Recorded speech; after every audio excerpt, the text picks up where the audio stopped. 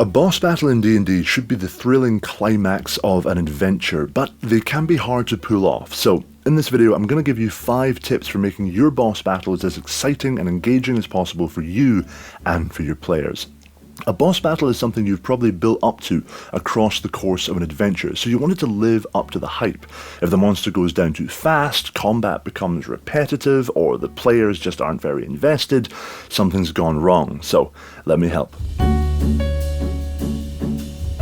Probably the most important thing you can do to make a boss fight feel impactful and important to the players is to give the players a personal investment, an emotional stake in the combat that goes beyond just the usual kill or be killed of a battle.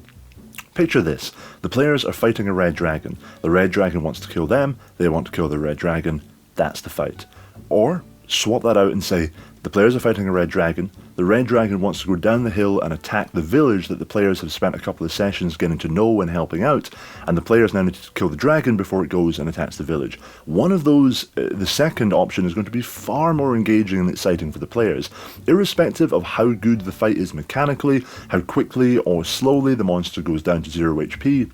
The important thing is that underlying everything there is this emotional sense that if the players don't win, if the players aren't able to hold the monster here and take it down, it's going to go and undo all of their good work over the last couple of sessions. It's going to target NPCs that they care about. That's far more exciting than just the promise of, oh yeah, a bunch of XP or a bunch of gold.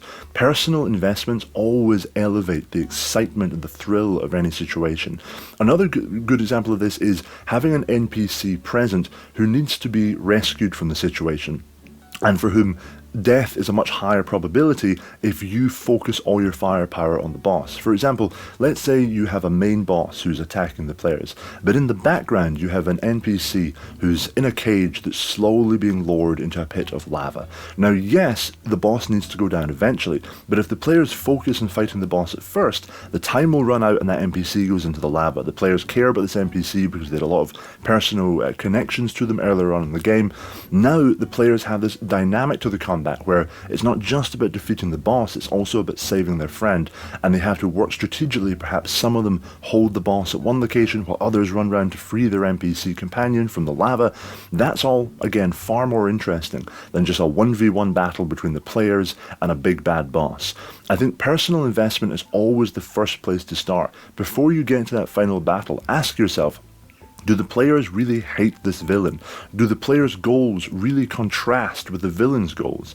If the villain wins, will a version of the world be brought about that the players really don't want to see? And if that's not the case, if the players could kind of take it or leave it whether or not the boss wins, if they're just doing it because they know it's the next part of the story they're meant to do, or it's how they get a bunch of gold, you're probably going to have a less engaging combat encounter as a result. All throughout that adventure, you need to be looking ahead to that final battle and thinking, how do I make the players hate that villain and really care about the outcome of that fight? Give your bosses minions. A minion is just a lower level lieutenant subordinate who works alongside the boss fighting the players. There are official rules out there for how to use minions and mobs, but I'm not talking about that specifically. I'm just talking about surrounding your main boss with a bunch of weaker enemies who will also fight the players. Now, why do we do this? There are 2 reasons. One is just that it makes the battle more varied. There's different kinds of attacks going on, different kinds of enemies for the players to overcome. That makes it a lot more stimulating. It makes the combat less likely to become repetitive. But more interestingly, it makes the turn order less of an instant kind of win factor for the players. In a big battle where you have, say, 5 players versus a single monster, if that monster rolls poorly and ends up low on the turn order, then you could have every player, or almost every player, make an attack against the monster before the monster even gets a chance to make its first attack. And the result of that is that by the time the monster's first turn comes round, it could be stunned, it could have all sorts of debuffing conditions, it could already be at half health. That turn economy, where the players get that advantage by just having more people on the map, is a big factor in why a lot of combat encounters with big singular bosses go quite fast and often kind of drop out a little bit faster than you expected. So, Get the minions in there so that the players will almost be forced to put their firepower elsewhere.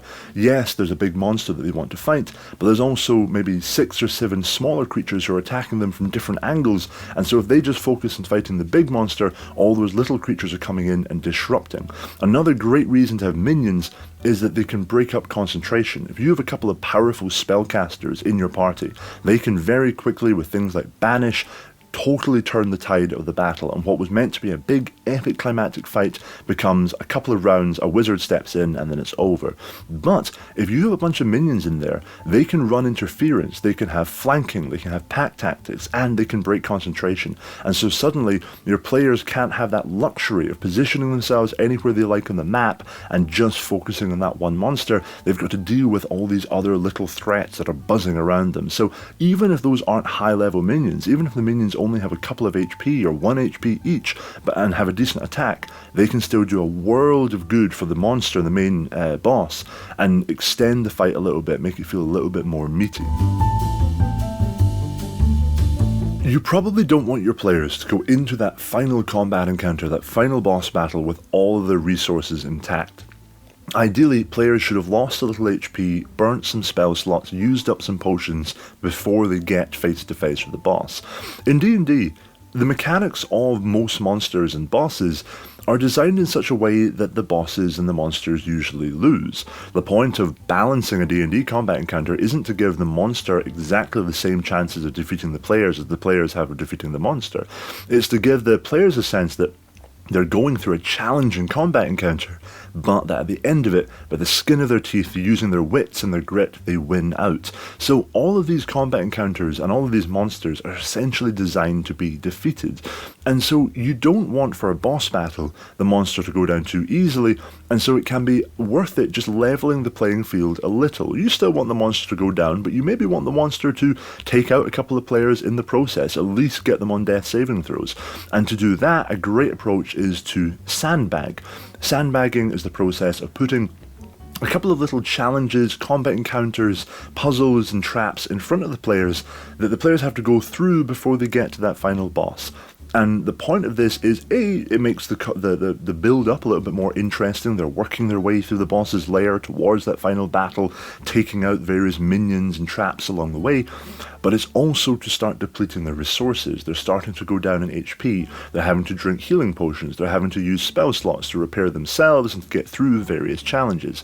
And even if they're still getting to the final boss with most of their supplies intact, the fact that they've been roughed up a little bit along the way will make a huge difference for that final encounter. A lot of the time, if you notice that a battle feels a little bit too easy for the players, it's probably because they had a long rest quite recently and they've not had to really go through any trials before then going to that final battle. I find that you can do this quite subtly without being too punishing by just structuring the boss's final battle around something like a lair. If the players have to go through a dungeon, it's almost certain that there's going to be areas of the dungeon that are defended, whether it's the caves of a goblin hideout before they fight the final bugbear, or a beholder's lair where they're going through fighting various magical enemies, creatures that have been kind of drawn into the beholder's service, traps that are blasting fire out at them. There's a lot of stuff that they can go through before they get to that final boss that would just make them feel a little bit more like they're on an even footing with the boss. Again, they probably aren't, they're probably still going to win, but it won't feel too easy. And the one thing you don't want in a boss battle is for it to feel easy. A boss battle typically takes quite a while. The boss probably has a lot of HP and the players probably have to use a lot of different spells and attacks and strategies to bring that boss down. And one problem can be that over the course of that battle, things start to feel static and a bit boring. If your players rush into a big room with a dragon at the far end, a huge kind of throne room within a volcano, they take up their positions, the ranger jumps up onto a balcony to start firing arrows, the mages, the spellcasters hang back where the fighters run in.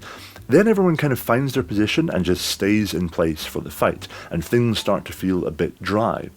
A great way to get around this is to have terrain that changes and evolves throughout the battle. So a really simple way to do this would be, for example, let's say we're in that volcano, there's a pool of lava beneath the chamber that the players are in, and as a legendary action, the dragon or the boss, the fire giant, can attack the floor, cause the ground to cave in places and open up these pools of lava underneath. Suddenly players have to be careful or else they'll fall in. Players have to move in different ways because the clear path across the throne room is no longer available to them. They have to start skirting round the far side. There are choke points being created between two pools of lava. There's now just a thin bridge that remains between the different parts of the throne room. That completely changes the dynamic of the encounter. Now, another great thing is to have areas that are kind of damaging to the players that appear as the result of attacks. Imagine there's a dragon that breathes fire. Maybe the players are able to roll out of the way, they don't take too much damage, but now the fire stays in that area and there's now burning debris. For the next 2 rounds, say, there's an area which is flickering flames, and maybe those flames are spreading into areas nearby. So that ranger could have been comfortable sitting up on the balcony, but the flames are now creeping along round by round towards them, and they know they have to move elsewhere. That stuff can make a long combat encounter like a boss fight, so much more interesting. Now, it's not always too easy to do that if you're looking at very dramatic stuff where you're going to have terrain breaking apart and you have to create multiple pieces of broken terrain, but you can just lay down pieces of coloured paper or pieces of coloured laminate over certain areas and tell your players what they represent, and that will be more than enough to make the map feel way more dynamic and interesting. It also just adds to that heightened sense that things are escalating. When you entered the room, it looked one way, and now at the end of the fight, it's crumbling apart. There's pools of lava, there are flames, there's stuff falling off the ceiling. That becomes way more interesting. A final point is just that it opens new possibilities for strategy for both players and for the monster. There's not that much strategy you can do in a big empty throne room or a big empty cave space, but if suddenly a bunch of areas are on fire, maybe there's now choke points that the players can funnel minions through, or that the boss can hide behind firing ranged attacks and forcing the players to come through at it one at a time. There's just way more to play with this more dynamic, evolving landscape. Finally, and I know I've said this before, but it does bear repeating, give your bosses half-health abilities. In 4th edition, this was called Bloodied, and it's just the idea that when a monster hits half of its HP, or a certain threshold of its HP, it gains new abilities. It gets a bit stronger, it gets a bit tougher in combat because it becomes more desperate and angry. It's like you're cornering this monster, and now it's fighting with new ferocity because it knows it has to fight for its life now. And these could be anything from just giving it a slight buff to its strength, making its attacks hurt a little bit more, to giving it an additional attack on its turn, all the way up to more dramatic stuff, like giving it an area of effect. Perhaps you imagine a black dragon that when it hits its half HP, it gets a sort of cloud of poison that floats around it, and when a player ends their turn within a certain radius of the monster, they take poison damage, or they have to make a con save. And these little elements that just weren't there early on, that suddenly come in halfway through, will make your players rethink their strategy. The players might have got comfortable with the idea that, okay, that's the monster's range, that's how many attacks it can do, that's its average damage, and now we can work around that. And suddenly, the monster is doing unusual things, it's moving faster, it's hitting harder, and the players have to reevaluate their strategy, maybe pull some people back, try to draw it into a different location. That makes the combat feel way more varied and interesting, and again, it adds to that sense of growing tension. This is not the same battle we started at the beginning of the fight. This has evolved into a much more intense, higher stakes combat by the end, where if the players want to finish this, they're going to have to really risk themselves getting up close with a monster which is in a desperate, feral state. I think you can do this for almost any monster. For me personally, I would happily have a low-level bugbear have a half health ability. It could be something really basic, like just getting an extra attack, or its AC going up a little bit because it's moving a little bit faster. But you could, with a heavier monster, with something like a dragon or a magic-using monster like a lich, you can add in much more interesting, dynamic, kind of legendary actions, essentially, that come online in the later part of the battle. If you do all that, you give your bosses half-health abilities, so they become more dangerous and vicious as the fight goes on. You make the terrain dynamic and evolving, so that the players have to continually reevaluate their strategy as parts of the floor fall away, new areas of terrain become dangerous to pass through, new strategies become available to both the players and the monsters. If you take away some of the players' resources before the fight begins by running them through smaller encounters with enemies before they get to that final boss to make sure they're not too strong when they go into that final encounter. If you give the boss minions, small creatures who work around them, who draw some of the player fire and make sure the players can't focus all of their attacks on the monster, the main monster, too early. And if you make sure there are player stakes, player investments that go beyond the kill or be killed, we just want to take this monster down thing, and go into a more emotional place where the players want to save NPCs, protect the villages that they care about, take down a monster whose goals are directly opposed to their own, you will have a really good boss battle in your hands. And whether it's a low-level bugbear with a band of goblins in a castle somewhere, or it's a terrifying end-of-the-world elder red dragon in some exploding volcanic mountain lair, the basic principle is the same. You're going to get players invested, you're going to give them a sense of escalating tension throughout the fight, and you're going to have a great boss battle. Thank you for watching. That is the video. As always, just much appreciate everyone who is sticking with the channel and supporting what I do here, and massive appreciation to everyone over on my Patreon, over on the Tales Arcane Patreon, link below this video. You can get Patreon-only videos, weekly encounters, monthly adventures, and campaign settings, and my biggest ever Patreon piece, which is an absolute behemoth of a piece. I've not officially announced it yet, but that's coming quite soon, and that's going to be out later in October. That's coming out. I'll be talking a lot about that on the channel because I've paid like more than $1,000, like $1,500 for art assets for this one, and it is just the coolest piece of work I've ever done, and I cannot wait to share it with you guys. So if you are interested in any of that, jump over to my Patreon. But if you just want to support me here on YouTube, liking, following, subscribing, and all that is fantastic. Thank you for watching, and I'll see you in the next video.